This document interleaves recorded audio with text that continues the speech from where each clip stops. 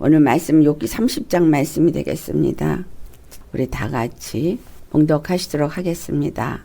그러나 이제는 나보다 젊은 자들이 나를 비웃는거나 그들의 아비들은 내가 보기에 내 양떼를 지키는 개 중에도 둘만하지 못한 자들이니라. 그들의 기력이 쇠잔하였으니 그들의 손의 힘이 내게 무슨 소용이 있으랴. 그들은 곧 궁핍과 기근으로 인하여 파리하며 캄캄하고 메마른 땅에서 마른 흙을 씹으며 떨기나무 가운데서 짠 나무를 꺾으며 대쌀이 뿌리로 먹을거리를 삼느니라.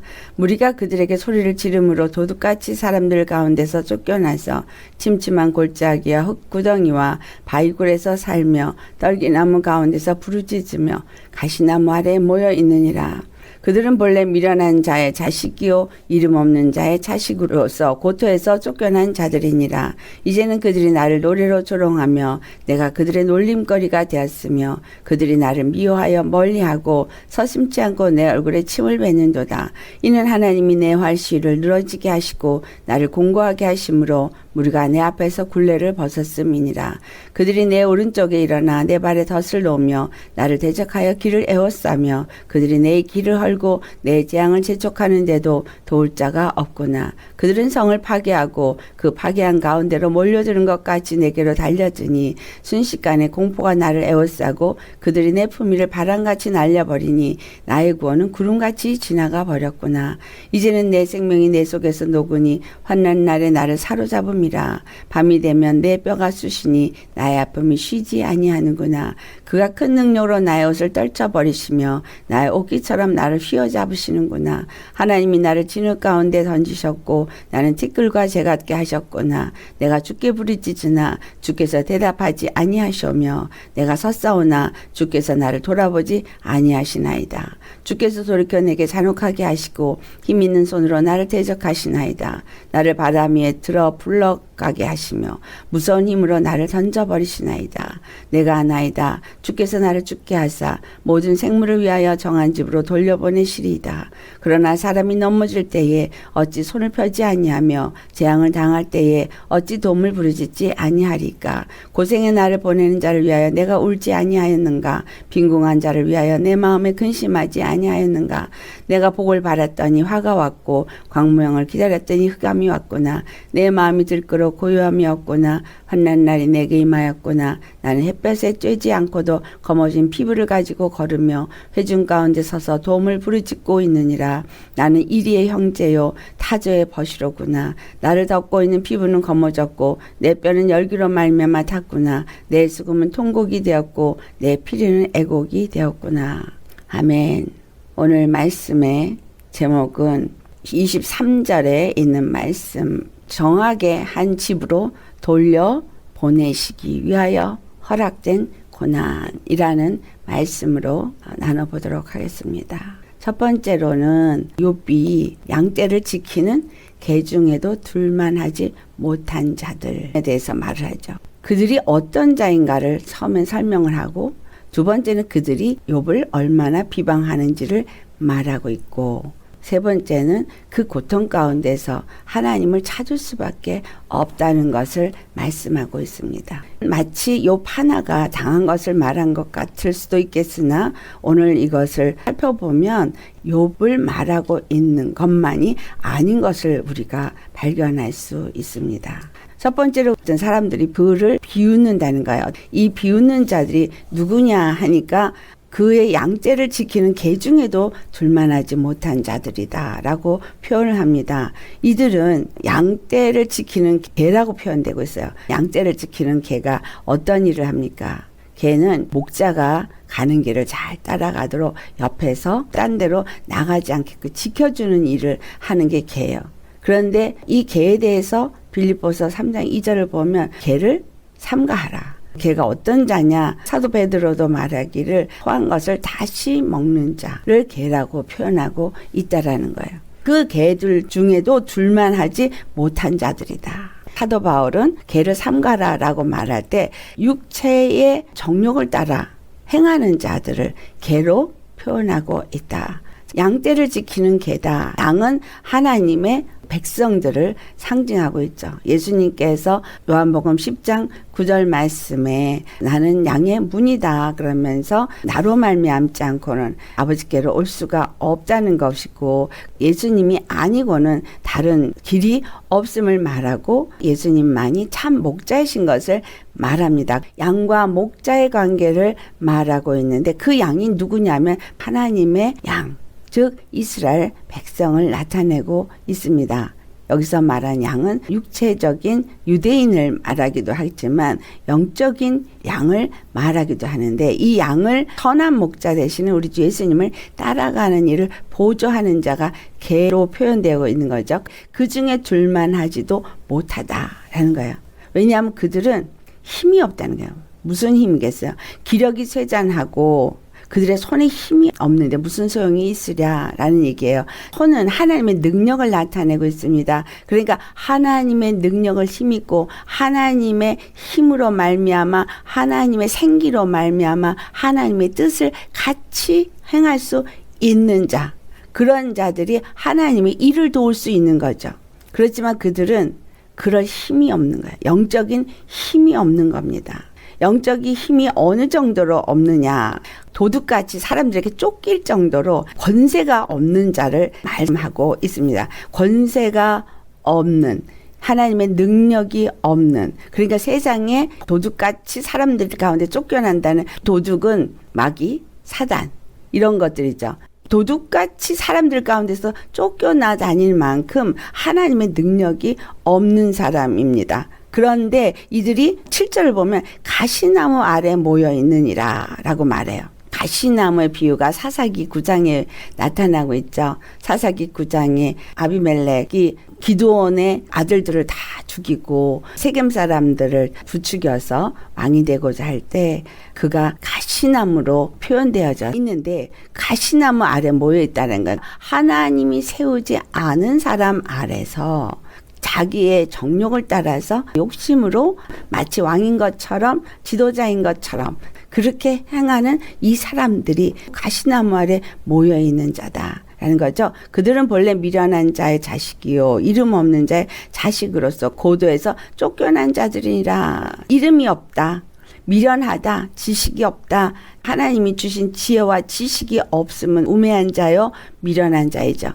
이런 사람들은 어떤 사람이에요? 하나님을 경외하지 않는 자인 거죠. 하나님을 경외하지 않는 자, 이름이 없는 자들의 자식이라는 얘기예요. 여기서 이름은 하나님의 이름을 가진, 우리가 예수의 이름을 가진 자입니까? 예수의 이름을 가진 자로서 그 이름을 가진 자식이 되어져야 되는데 그 이름이 없는 자란 얘기죠. 세상 가운데서 하나님의 이름이 없이 행하는 이들. 근데 8절로부터 보니까 그들이 나를 노래로 조롱하며 내가 그들의 놀림거리가 되었다라고 말해요.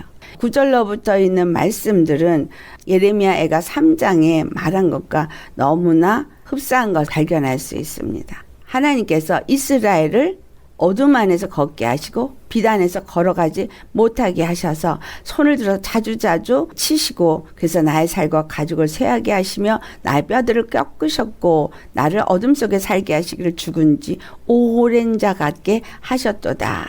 이런 부르짖음을 하고 있습니다. 이스라엘이 고통을 당하고 있는 게 오늘 욥이 말하고 있는 고통과 같은 의미를 말해주고 있다는 거예요. 예레미야 애가 4장 8절에 얼굴이 숲보다 검어졌다. 그런데 여기에도 그러한 말씀이 나오죠. 자기가 얼마만큼 검은 자가 되었는지 덫을 놓고 대적하고 헐고 돌 자도 없고 자기를 에워싸고 구원이 없는 이러한 상태에서 밤이 되면 뼈가 쑤시고 그런 고통 가운데 있는 모습. 이것은 예레미야가 애가를 불렀을 때 말하고 있는 모습과 같다라는 거예요. 그러면 지금 욥의 고통은 욥 한 사람의 고통을 말하는 것이 아니라 이스라엘의 죄악 가운데서 하나님이 그들에게 내리신 고통, 고난의 외침과 부르짖음을 여기서 묘사하고 있다라는 거예요. 누가 그것을 그렇게 했냐? 미련한 자의 자식이요 이름 없는 자의 자식들이 그렇게 했다라는 거예요. 그러니까 육적으로 치면 이스라엘에게 고통을 준 아수르, 바벨론, 이집트, 또는 옆에 모압, 암몬 이런 사람들이 그렇게 고통을 주었습니다. 그들이 하나님 앞에서 범죄하고 우상을 섬기는 죄를 지었기 때문에 그와 같은 일을 하셨지만 결국에는 예수 그리스도께서 이스라엘의 장자로서 십자가에서 죽임을 당하십니다. 욥이 오늘 23절에 주께서 나를 죽게 하사 모든 생물을 위하여 정한 집으로 돌려보내시리이다. 욥 하나가 죽는다고 모든 생물이 정한 집으로 돌려보내지겠느냐? 이 말은 욥의 고백이지만 욥의 입을 통해서 우리 주 예수 그리스도를 나타내고 있다라는 거예요. 그럼 정한 집은 무엇인가? 하나님이 정한 집. 아브라함에게 하나님이 정한 집을 주셨어요. 그 정한 집은 가나안 땅이에요. 또 다윗에게도 약속한 정한 집이 있었죠. 그게 예루살렘 성이었습니다. 솔로몬에게도 하나님이 함께 거하시면서 약속한 곳이 예루살렘 성이었어요. 시온이라고 말하는 그곳. 그런데 우리 주 예수 그리스도께서 오셔서 그곳에서 죽으시고 부활하시면서 모든 사람들을 그 정한 집으로 돌려보내는 일을 하셨다는 거야. 그렇기 때문에 내가 양의 문이다 라고 예수님이 말씀하신 거예요. 그 문이 아니고는 우리가 들어갈 수가 없는 거죠. 그 문이 십자가에서 죽으시고 열어놓으신 새롭고 산 길이 되어지는 문이라는 거죠. 내가 문이니 누구든지 나로 말미암아 들어가면 구원을 받고 또는 들어가면 나오면 꼴을 얻으리라 한 것이 요한복음 10장 9절의 말씀이죠. 도둑은 도둑질하고 죽이고 멸망시키지만 예수 그리스도는 우리를 살리는데 구원을 받고 들어가며 나가며 꼴을 얻게 하는 문이라는 거예요. 그래서 정한 집, 하나님이 정한 집으로 이끌어들이기 위해서 십자가에 고난을 당한 것처럼 욥이 그 고난을 당하고 있다라는 것을 말하고 있는 거예요. 그러니까 하나님이 정한 집으로 많은 사람들을, 많은 생물들을 이끌어내기 위해서 고난을 당한 사람, 대표적으로 누가 있어요? 노아. 노아는 방주의 문이 되어지기 위해서 일평생을 방주를 짓는 일을 했더라는 거예요. 방주를 짓고 그 방주를 다 짓고 났을 때 모든 생물들이 그 문으로 들어왔음을 나타내 주고 있습니다. 그런데 예수님이 오셔서 내가 문이다 라고 말씀해요. 노아의 방주로 들어갈 수 있는 그 문은 예수 그리스도를 말씀하는 것이었구나 라고 알 수 있고, 노아가 그와 같이 일생을 가족이 다 같이 방주를 지으면서 생물들이 하나님이 정한 그곳으로 들어가게 한 일에 일생을 지르는 고난을 짊어진 것처럼 이스라엘도 또한 그 고난을 짊어졌다라는 거예요. 왜냐하면 이스라엘 통해서 무엇을 드러냈냐면 세상 가운데 있는 악한 것들을 드러낸 거예요. 악한 죄를 드러낸 겁니다. 이스라엘이 미련해서 수없이 많은 하나님을 만나는 은혜가 있었음에도 불구하고 죄를 지은 것이 아니라 그들이 지는 죄는 바로 우리의 죄를 그들이 다 드러내서 보여준 것입니다. 그들이 죄를 짊어지고 그들이 그것을 드러냄으로 인해서 우리의 죄가 그와 같이 다 드러난 것이죠. 출애굽기 4장 22절에 이스라엘은 내 장자라 라고 말했잖아요. 그래서 장자 되시는 예수님이 이스라엘의 그 죄를 짊어지고 십자가를 지심으로 인해서 죄를 도말해 버리신 것. 그분이 그 고난을 당하심으로 인해서 많은 생물들이 하나님이 정하신 그 집으로 이끌어 드릴 수 있는 길이 되어 주셨다라는 겁니다. 그와 같은 일을 하기 위해서 이 땅에 고난을 받기 위해서 오셨는데 누가 그를 비웃어요? 그 미련한 자들이 그를 비웃고 미련한 자들이 그를 핍박하고 그들은 힘도 없고 능력도 없고 아무 이름도 없는 그런 비천하고 미련한 자들이고 지식도 없고 고토로에서 쫓겨나는 그런 자들인데 그들이 서슴지 않고 얼굴에 침을 뱉는다. 이 의미가 11절에 무리가 내 앞에서 굴레를 벗었음이니라 라고 말해요. 하나님께서 내 활시를 늘어지게 하시고, 즉 하나님이 그 능력을 제하시고 공고하게 함으로 인해서 무리가 내 앞에서 굴레를 벗었습니다. 이것을 이스라엘이라는 하나님의 택한 백성으로 이것을 말씀을 드린다면 하나님께서 이스라엘을 공고하게 하신 거예요. 하나님께서 이스라엘을 무리들 가운데서 고통을 당하게 하신 거예요. 하나님이 그들에게서부터 떠남으로 말미암아 주위에 있는 나라들로부터 많은 고통을 겪게 됩니다. 고난을 겪게 됩니다. 그걸 통해서 가르쳐 주는 것은 하나님이 없는 이스라엘은 아무것도 아니라는 걸 가르쳐주고, 그 공고를 그들이 겪으면서 다시 하나님을 부르짖게 한다는 거죠. 그 중에서 하나님이 세운 자들을 통해서만 구원이 이루어진다라는 것을 계속해서 사사나 선지자를 통해서 말씀하고 있는데, 결국은 구원은 하나님이 정한 사람에 의해서 하나님의 말씀으로 그들에게 전달되어졌다는 거예요. 하나님이 정한 집에 이끌어 드리는 것도 하나님이 정한 사람을 통해서 이끌어 드려진다. 그 정한 사람은 누구를 말해주고 있냐면 오실 예수 그리스도, 우리 주 예수 그리스도만이 하나님이 정하신 분이고, 그를 통해서만이 구원을 받을 수 있다는 것을 말씀을 하고 있는데, 그분이 악한 자들의 덫에 놓여지고 그들의 대적함을 당하는 고난을 당할 것을 말해주고 있어요. 근데 아무도 그를 돕는 자가 없었다. 욥이 고난을 당하지만 도울 자가 없었다. 욥이 고통을 당하고 욥을 돕는 자가 없었구나가 아니라 하나님이 처음부터 작정하셨기 때문에, 하나님이 하나님 되심을 이 욥을 통해서 나타내고자 하였기 때문에 이 세상에는 아무도 그를 도울 수 있는 자가 없음을 나타내주고 있다라는 거예요. 사람은 아무도 그를 도와서 그를 구원에 이끌 수 있는 자가 없다. 다시 말하면 그의 고통을 보고 그의 고난을 보고 비웃고 힐난하고 그를 더 물어뜯고 그를 대적할 수는 있을지 모르지만 그를 돕는 자는 아니라는 거예요. 이걸 통해서 우리에게 무엇을 가르쳐 줘요? 하나님이 우리에게 도움을 줄 수 있는 사람은 하나님이 보내신 자라는 거예요. 사사기에서도 그걸 말해주고 있어요. 하나님이 보내신 자가 이스라엘을 구원할 수 있는 돕는 자였습니다. 선지자들도 하나님이 그들에게 말씀을 주고 그들이 구원을 받을 수 있는 길을 제시해 줄 수 있었습니다.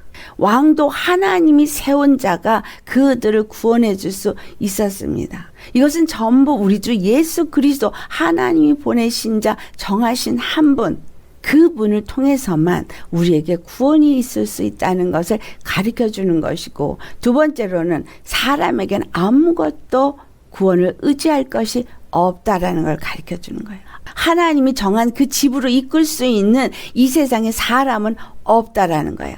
사람은 근본이 악하기 때문에 하나님의 이스라엘을 떠나는 그 순간에 주위에 있는 나라들에게 씹히고 고통을 당하는 것이 이스라엘이었다는 거예요. 그들이 스스로 그들의 손아귀에서 일어나거나 구원을 받을 수 있는 그러한 힘이 전혀 없었다는 거예요. 그걸 우리에게 가르쳐주고 있는 거예요. 그래서 우리는 똑같은 거예요. 하나님이 보내신 자 예수 그리스도를 통하지 않냐고는 우리에겐 구원이 없다는 거예요.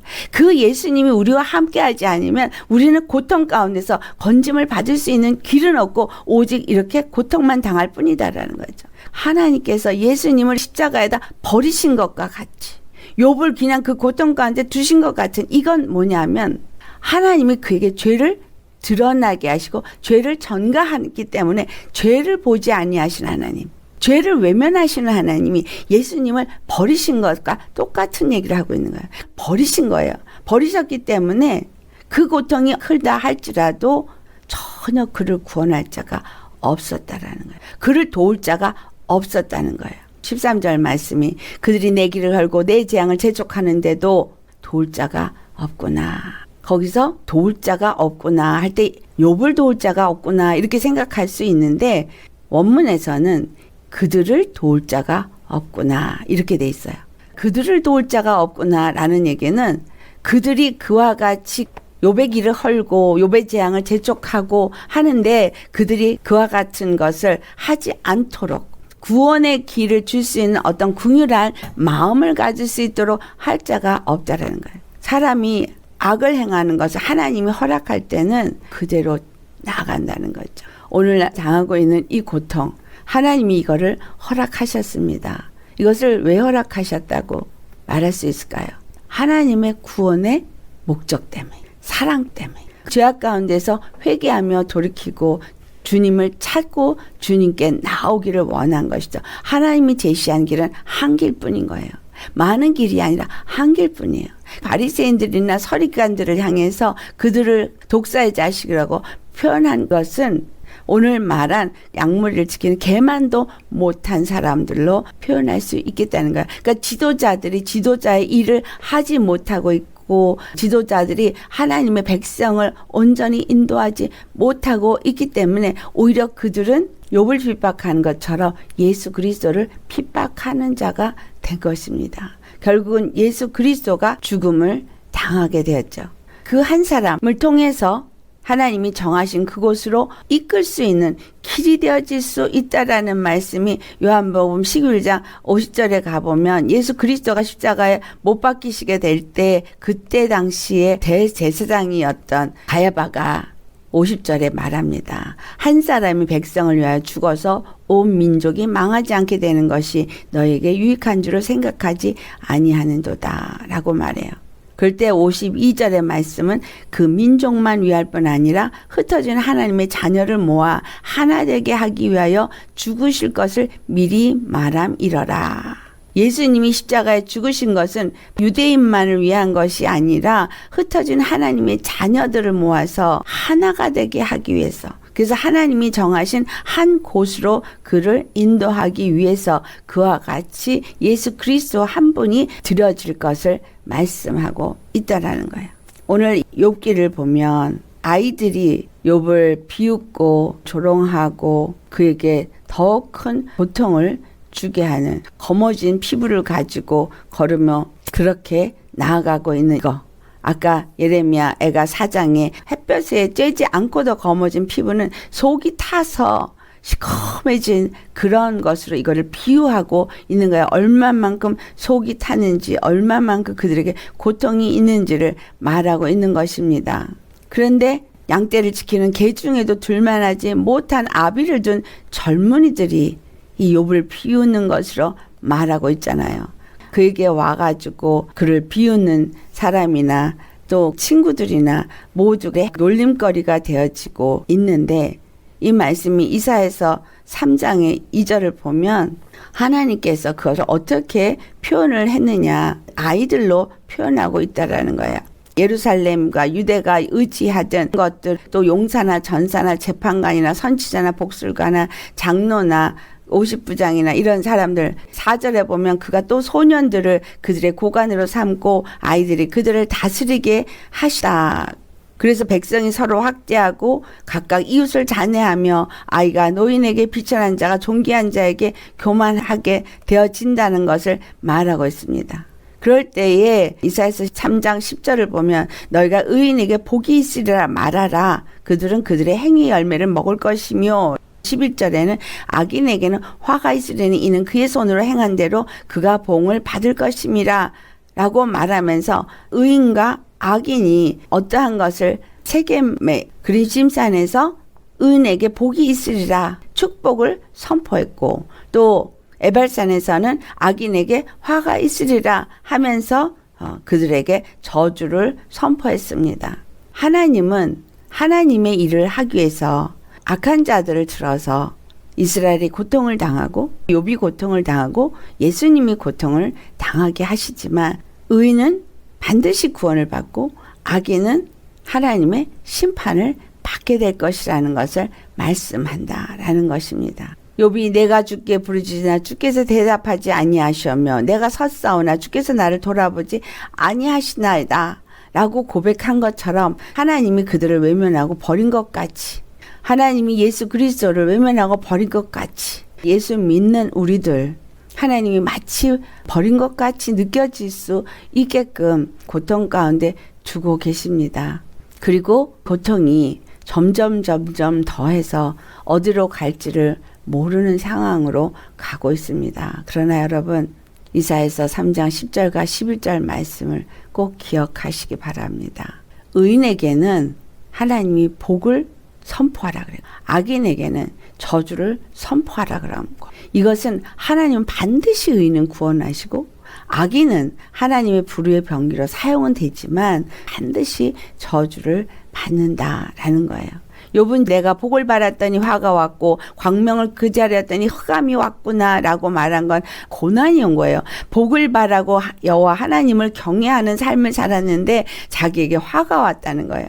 하나님의 영광을 얻게 되는 광명을 기다렸더니 오히려 흑암이 자기에게 찾아왔다는 거예요. 즉 고난이 찾아온 거죠. 고난이 찾아왔을 때 마음이 들끓어 고요함이 없고 환난의 날에 그에게 임하였다. 그래서 햇빛을 쬐지 않고도 검어진 피부가 되었고 부르짖지 않을 수가 없는 그런 자가 되었고 노래할 수 있었던 그 악기인 수금은 통곡이 되었고 피리는 애곡이 되었다고 할 만큼 고통의 순간이 그에게 임한 것을 말하고 있습니다. 이 말씀만 볼 때는 고통으로 끝나는 것으로 볼 수 있어요. 그런데 우리는 성경 전체를 보면 하나님은 끊임없이 무슨 말을 하고 있냐면 반드시 이스라엘을 구원하는 여호와 하나님이심을 말씀하고 있어요. 선악간에 반드시 그 행한 대로 심판하실 것을 말씀하고 있습니다.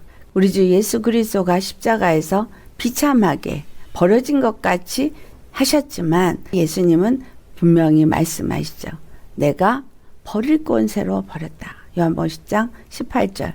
다시 얻기 위해서 자기 목숨을 버리신 겁니다. 하나님의 뜻은 예수 그리스도를 십자가에 버리셨어요. 왜냐하면 그 예수 그리스도 안에서 믿는 우리를 거두시기 위해서. 그래서 나를 죽게 하사 모든 생물을 위하여 정한 집으로 돌려보내시리다. 라고 욥이 고백을 합니다. 내가 아나이다. 하나님은 반드시 나는 죽게 될지라도 나로 인하여서 정한 집으로 다른 모든 생물은 돌려보내는 일을 하실 것이다. 라는 이 고백. 욥이 모든 사람을 대신해서 죽는 것 같은 고백을 합니다. 예수 그리스도는 모든 사람을 위해서 죽으셨고 모든 생물을 위해서 죽으셨다라고 말할 수가 있겠습니다. 생명을 가진 물체, 이 생명을 가진 물체들이 생명을 얻을 수 있는 길을 제시한 것이 우리 주 예수 그리스도시다라는 거예요. 예수 그리스도 안에서 우리가 가는 동안에 욥의 고난처럼 우리에게도 고난이 임합니다. 그러나 그 고난은 하나님의 영광과 좋게 비교할 수 없도다라고 말해요. 예수 그리스도 안에서 여러분이 하나님과 함께 그 영광을 누릴 수 있는 축복자냐, 약속을 가진 자냐라는 거예요. 약속을 가진 자라면 육신의 생각은 벗어버려야 하는 거예요. 영의 생각으로 나아가야 하는 거죠. 우리가 육신대로 살면 반드시 죽을 것으로 돼 영으로서 몸의 행실을 죽이면 살리니라고 로마서 8장 13절에 말합니다. 하나님의 영으로 인도함을 받는 사람은 고난 가운데서도 기뻐합니다. 우리가 자녀요 상속자라면 로마서 8장 17절 그리스도와 함께한 상속자예요. 그리스도 안에서 상속자가 된 거예요. 그와 함께 영광을 받기 위해서 그와 함께 고난도 받아야 한다는 걸 말씀하고 있는 것처럼 친구를 위하여 자기 목숨을 내어주는 그 일을 하신 우리 주 예수 그리스도, 그와 함께 우리가 그 고난에 동참할 수 있는 사람은 어떤 사람이냐?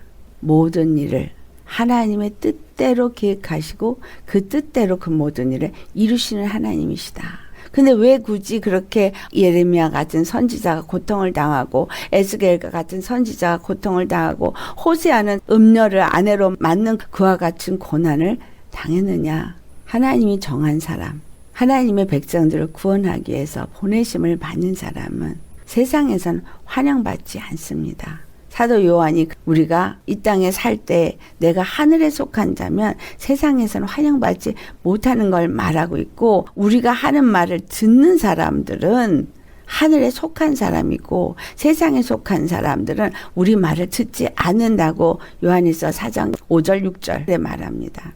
진리의 영과 미혹의 영이 분리된다라는 거예요. 지금 욥이 무엇을 말하고 있는 거예요? 진리의 영과 미혹의 영을 분리해서 말하고 있는 거예요. 진리의 영에 속한 자는 이렇게 고난을 당하지만 고난을 통해서 많은 사람을 하나님이 정하신 집으로 인도하고, 미혹을 당한 사람은 진리의 영으로 하나님의 뜻을 이루는 사람들을 핍박하는 그래서 하나님을 대적하는 자의 일을 한다는 거예요. 두 가지뿐입니다. 예수님 당시에도 바리새인들은 육체의 생각으로 말미암아 성령의 인도함을 다루지 않았기 때문에 하나님의 영이 그들에게 가르쳐주질 않으니 미련한 자요, 무지한 자요, 우매한 자여서 결국 예수님을 십자가에 못 박았지만 그것은 예수님이 죽을 권세로 죽으신 것일 뿐이고 하나님이 예수 그리스도를 우리의 죄를 그 몸에 담당시켜서 버리신 것일 뿐이고 그것은 모든 자들을 얻기 위함이었다라는 거죠. 하나님이 정하신 집, 그 집으로 우리를 인도해 들이시는데 이 말씀 중에서 우리에게 욥이 이런 고난을 당했고 욥기에 예수님의 이야기가 있구나 이거를 말하고자 하는 것이 아니라 나는 어디에 속한 자가 되어줘야 되느냐라는 걸 말한다는 거예요. 진리의 영으로 이끌림을 받는 자로 살아야 되느냐 아니면 미혹의 영으로 이끌림을 받는 자로 살아야 되겠느냐. 진리의 영에 속해서 진리의 영으로 인도함을 받는 자라면 반드시 하나님께 속한 말을 해야 되는 거예요. 하나님께 속한 말을 할 수 있는 자는 예수 그리스도의 진리의 말씀을 받은 사람인 거예요. 하나님의 진리의 말씀을 받았기 때문에 내 입에선 진리의 말만 하게 되는 거예요. 하지만 미혹을 받은 사람은 진리의 말을 하는 것 같은데 미혹의 말이 그 입에서 함께 나온다는 거예요. 새 친구들을 보면서 알 수 있잖아요. 진리의 말을 하는 것 같은데 미혹의 말이 그 안에 섞인 거예요. 여러분의 생각을 어디로 이끄는가? 어떤 사람과 대화를 할 때 그 말을 들을 때 여러분의 생각을 예수님께 이끌지 않는다면, 믿음으로 이끌지 않는다면, 더 예수님을 사랑하고 예수님을 위해서 내어드리는 길로 이끌지 않는다면 그것은 미혹의 영이라. 복음은 복음인 것 같이 들리는데 그 복음이 하나님을 대적하는 말이면 미혹의 영인 거죠. 예수님을 말해요. 하나님을 말해요. 그런데 하나님의 뜻과 예수 그리스도의 뜻과는 관계가 없는 다른 길을 말한다는 거죠. 이게 미혹의 영이에요. 분별이 잘 되시겠어요? 정말 어렵습니다. 지금 이 시대는 진리의 영으로 진리를 말하는 사람을 분별할 수 있으려면 여러분 자신이 진리의 영 안에 있어야지만 분별이 됩니다. 여러분이 진리의 영 안에 있지 않으면 절대 분별이 안 돼요. 같은 십자가 복음을 말하는 것 같고 예수를 말하는 것 같거든요. 하나님을 말하는 것 같거든요. 그리고 또 성령을 말해요. 어떤 은사도 말하고. 그래서 우리가 잘 알아야 되는 거. 마태복음 24장에 나오잖아요. 불을 하늘로부터 내려오게 해서 택한 자도 미혹하려고 한다는 사실. 욥은 뭘 말하고 있는 거예요? 나를 통해서 하나님이 정하신 집으로 한 명이라도 사람을 이끌기 위해서 나에게 고난을 허락하신다면 그 또한 감내하겠습니다. 내가 부르짖어도 대답도 없고 내가 찾아도 보이지도 아니하지만 나를 죽게 하사 다른 영혼을 아버지의 정한 집으로 이끌기 위한다면 얼마나 고통을 당한지 그는 고백을 합니다. 그러나 그것도 감당하겠다는 얘기예요. 이렇게 할 수 있는 건 하늘로부터 주신 지혜를 가진 자요. 진리의 영으로 이끌림을 받는 자이기 때문인 것입니다. 진리의 영에서 조금만 벗어난 미혹의 영을 받아들인 게 있으면 다른 말을 해요. 유교병과 무교병의 차이를 분명하게 구별이 잘 되시나요? 유교병을 그동안 많이 먹었던 사람이 무교병을 먹었다 그래서 하루아침에 무교병의 말씀만 말하지 않아요. 예수님께서 분명히 바리새인의 누룩과 사두개인의 누룩과 헤롯의 누룩을 악독한 누룩을 주의하라 그랬거든. 삼가하라 그랬거든. 근데 우리가 그동안 너무 많은 다른 복음을 들은 것들이 있다라는 거예요. 누룩이 들은 것들을 들은 게 있다라는 거예요. 이게 나 안에서 진리처럼 여기다 박혀 있어요. 진리처럼 박혀 있기 때문에 참된 진리의 복음을 받았어도 이게 같이 믹서가 돼요. 그래서 혼돈이 와가지고 이것도 얼마를 갖고 있고 이것도 얼마를 갖고 있으면 이걸 두 개를 합쳐서 이걸 복음이라고 말해요. 이거 아주 위험합니다. 진리의 말씀으로 갖고 있다는 확신을 가질 만큼 진리의 영으로 이끌림을 받지 않으면 분리될 수 있을 만큼 거짓 것은 여러분들도 다 알아요. 그런데 그렇지 않은 아주 미묘하게 아주 그럴싸한 것들이 있거든요. 이런 것들은 분별이 잘 안 돼서 그것이 옳다라고 합니다. 예를 들어서 내 의를 버리고 하나님을 따라서 가야 돼. 나를 쳐서 복종하면서 가야 돼. 맞는 말이죠. 근데 틀린 말이에요.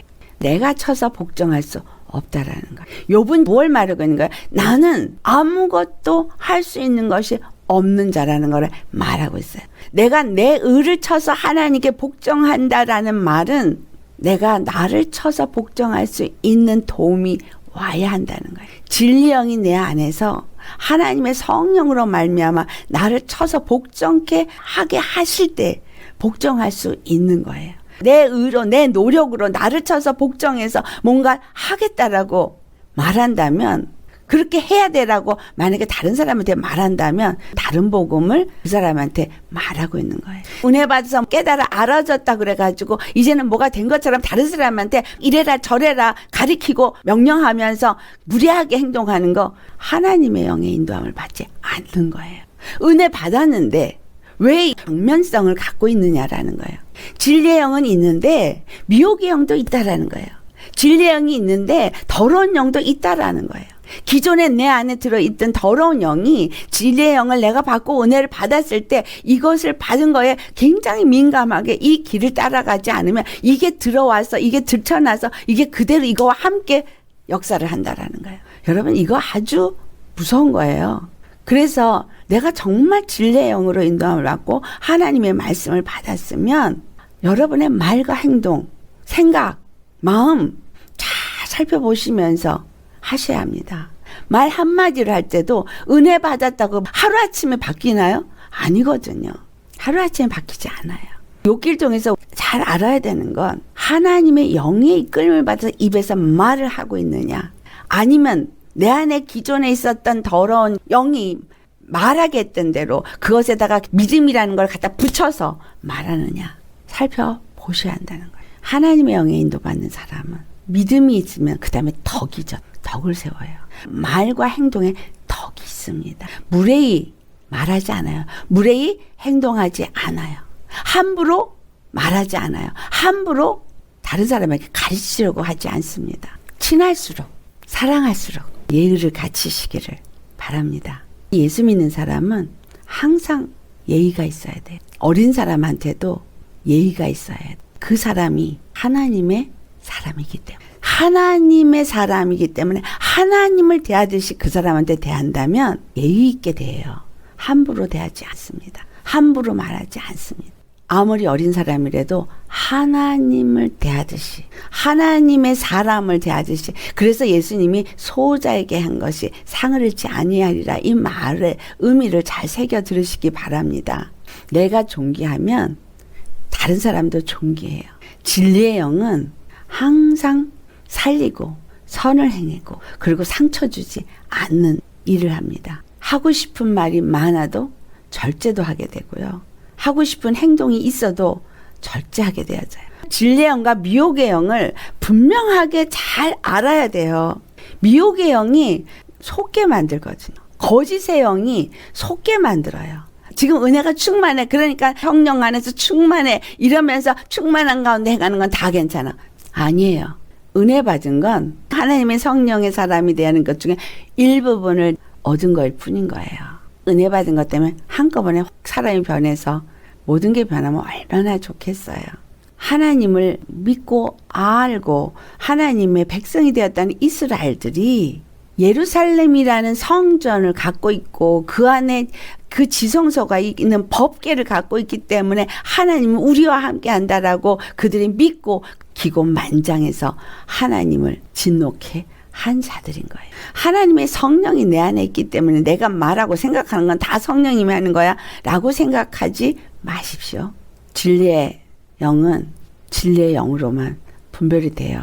내가 진리의 영과 미혹의 영을 같이 갖고 있으면 혼돈이 돼서 나도 나를 분별하지 못하고 다른 사람도 분별하지 못해요. 이게 맞는 건가 틀리는 건가 잘 모르겠어요. 진리의 영으로 인도받는 사람이 되셔야 합니다. 내가 진리를 알면 알수록 진리의 영으로 인도함을 받으면 받을수록 분명하게 구별이 되어져요. 저 사람이 말한 것 중에 10의 7은 진리고 10의 3은 거짓이고 분별할 수 있습니다. 예언을 하는 사람도 예언하다가 중간에 마귀가 치고 들어와서 거짓 예언이 섞여버려요. 예언하는 사람 예언하다가 잠깐 딴 생각 하잖아요. 그럼 그 다음엔 딴 영이 말해요. 진리의 영으로 분별하지 못하면 속는 거예요. 이 시대는 영적으로 민감해야 되는 시대입니다. 시대가 이렇기 때문에 영적인 얘기를 많이 하게 되는데, 왜냐하면 이전처럼 룰루랄라 하면서 갈 시대가 아니기 때문에. 그래서 여러분이 구하셔야 하는 건 영적 민감성을 구해야 되는데, 이 영적 민감성은 어디서 나오냐? 진리를 깨달아 알면 아는 만큼 나와요. 주님의 말씀을 알고 진리를 아는 만큼 민감해지는데, 이것이 기도가 없는 상태에서는 안 된다는 거예요. 말씀을 많이 읽고 지식으로 알아서 되는 게 아니라, 기도하면서 영적으로 말씀이 깨달아지고 기도를 통해서 은혜가 내 심령 가운데 깨달아 알아질 때 진리의 영이 내 안에 더 충만해지고 분별도 그만큼 더 잘할 수 있게 됩니다. 고난이 하나님이 나에게 감당하라고 준 것인지, 아니면 마귀가 시험을 하는 것에 내가 넘어진 것인지, 하나님이 주신 것인지 마귀가 준 것인지, 이것도 분별해야 된다라는. 욥은 이 고난이 하나님께로 온 것을 알았어요. 그래서 자기가 죽어도 하나님은 모든 생물들을 하나님이 정하신 것으로 이끌 거라는 말을 합니다. 우리 이 정도로 영적인 민감성을 가지셔야 한다라는. 그러니까 쉬지 말고 말씀과 기도의 생활을 꼭 하시기를 축원합니다. 하나님이 정하신 집으로 사람들을 인도하기 위해서는 고난이 수반된다. 저와 여러분에게도 고난은 따라오게 되어져 있습니다. 왜냐하면 그 고난을 통해서 가르쳐 주기 위한 거예요. 영적으로 마귀에게 때로는 넘어지기도 하고 때로는 얻어맞아서 피 흘리기도 합니다.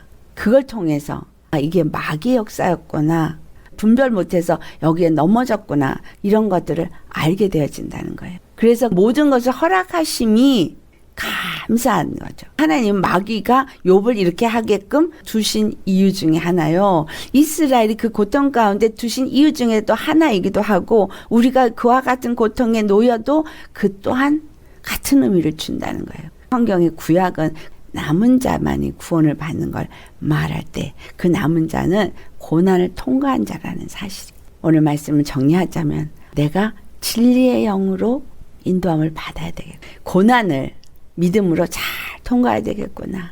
죽음의 자리에 간다 할지라도 모든 것이 하나님이 허락한 것이라면 욥처럼 나를 내어놓을 수 있는 그 정도의 믿음이 사람이 되어야겠다는 겁니다. 이 세 가지가 욥기 30장이 우리에게 주시는 말씀입니다. 우리 모두 예수 그리스도 안에서 이와 같은 축복이 저와 여러분에게 있기를 예수님의 이름으로 축원합니다. 기도하시겠습니다. 할렐루야. 거룩하신 아버지 감사드립니다. 욥이 받은 고난, 어떠한 고난인지 그가 말하면서 결국 그는 나를 죽게 하사 모든 생물들이 하나님이 정하신 집으로 이끌림을 받을 것이라는 고백으로 자기의 고난을 주님 앞에 올려드립니다. 그 고통 가운데서도 끊임없이 부르짖는 것을 쉬지 아니하고 놓지 않겠다는 결단을 고백으로 올려드린 것을 봅니다.